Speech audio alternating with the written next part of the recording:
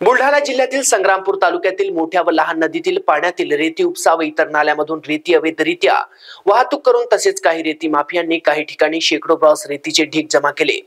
गेल्या आठवड्यात संग्रामपूर तहसीलदार यांनी सकाळीच पाळत ठेवून काही टिप्पर वाहने जप्त करून तामगाव पोलीस स्टेशनला जमा केली। त्यानंतर दिनांक 24 रोजी तहसीलदार प्रशांत पाटील यांनी संग्रामपूर तालुक्यातील अकोली येथे एका इसमाने अंदाजे 60 ब्रासच्या वर थप्पा जेमतेम 100 ब्रास रेती साठा असेल अशी माहिती तहसीलदार यांना मिळताच सदर ठिकाणी छापा मारून संपूर्ण रेती साठा जप्त केला।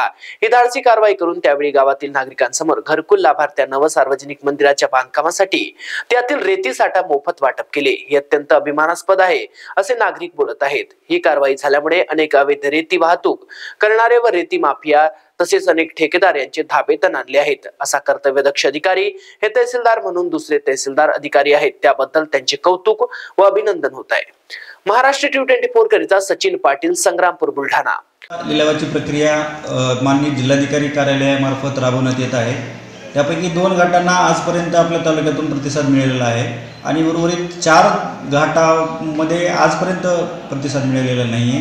तरी मी या व्हिडिओद्वारे सर्व तालुक्यातील रेती व्यावसायिकांना आवाहन करू इच्छितो की त्यांनी या कायदेशीर लिलावामध्ये सहभागी व्हावं आणि प्रशासनाला सहकार्य करावं। यानंतर कसल्याही परिस्थितीत रेती चोरी करणाऱ्या लोकांना मुभा दिली जाणार नाही आणि प्रशासनाकडून त्यांच्यावर थेट कडक कारवाई करण्यात येईल।